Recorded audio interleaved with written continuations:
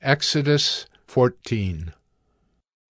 Then the Lord said to Moses, Tell the people of Israel to turn back and encamp in front of Pi-hahiroth, between Migdol and the sea, in front of Baal-zephon. You shall encamp facing it by the sea. For Pharaoh will say of the people of Israel, They are wandering in the land, the wilderness has shut them in. And I will harden Pharaoh's heart, and he will pursue them, and I will get glory over Pharaoh and all his host. And the Egyptians shall know that I am the Lord. And they did so. When the king of Egypt was told that the people had fled, the mind of Pharaoh and his servants was changed toward the people. And they said, What is this we have done, that we have let Israel go from serving us? So he made ready his chariot, and took his army with him, and took 600 chosen chariots, and all the other chariots of Egypt, with officers over all of them. And the Lord hardened the heart of Pharaoh, king of Egypt, and he pursued the people of Israel, while the people of Israel were going out defiantly. The Egyptians pursued them, all Pharaoh's horses and chariots, and his horsemen and his army, and overtook them, and camped at the sea, by Pi-hahiroth, in front of Baal-zephon. When Pharaoh drew near, the people of Israel lifted up their eyes, and behold, the Egyptians were marching after them, and they feared greatly. And the people of Israel cried out to the Lord. They said to Moses, Is it because there are no graves in Egypt that you have taken us away to die in the wilderness? What have you done to us in bringing us out of Egypt? Is not this what we said to you in Egypt? Leave us alone, that we may serve the Egyptians. For it would have been better for us to serve the Egyptians than to die in the wilderness. And Moses said to the people, Fear not, stand firm, and see the salvation of the Lord, which he will work for you today.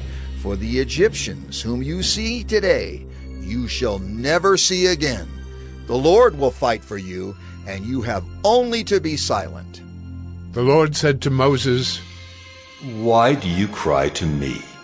Tell the people of Israel to go forward. Lift up your staff and stretch out your hand over the sea and divide it, that the people of Israel may go through the sea on dry ground. And I will harden the hearts of the Egyptians so that they shall go in after them. And I will get glory over Pharaoh and all his host, his chariots and his horsemen. And the Egyptians shall know that I am the Lord when I have gotten glory over Pharaoh, his chariots, and his horsemen. Then the angel of God, who was going before the host of Israel, moved and went behind them. And the pillar of cloud moved from before them and stood behind them, coming between the host of Egypt and the host of Israel. And there was the cloud and the darkness, and it lit up the night, without one coming near the other all night. Then Moses stretched out his hand over the sea, and the Lord drove the sea back by a strong east wind all night, and made the sea dry land, and the waters were divided. And the people of Israel went into the midst of the sea on dry ground, the waters being a wall to them on their right hand and on their left. The Egyptians pursued, and went in after them into the midst of the sea, all Pharaoh's horses, his chariots, and his horsemen. And in the morning watch, the Lord in the pillar of fire and of cloud looked down on the Egyptian forces, and threw the Egyptian forces into a panic, clogging their chariot wheels so that they drove heavily. And the Egyptians said, Let us flee from before Israel, for the Lord fights for them against the Egyptians. Then the Lord said to Moses, Stretch out your hand over the sea, that the water may come back upon the Egyptians, upon their chariots and upon their horsemen. So Moses stretched out his hand over the sea, and the sea returned to its normal course when the morning appeared. And as the Egyptians fled into it, the Lord threw the Egyptians into the midst of the sea. The waters returned and covered the chariots and the horsemen. Of all the host of Pharaoh that had followed them into the sea, not one of them remained.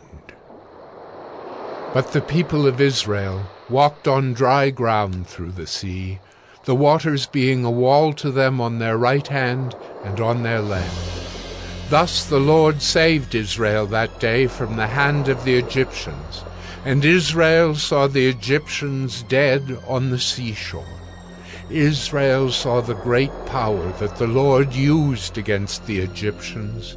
So the people feared the Lord, and they believed in the Lord and in his servant Moses.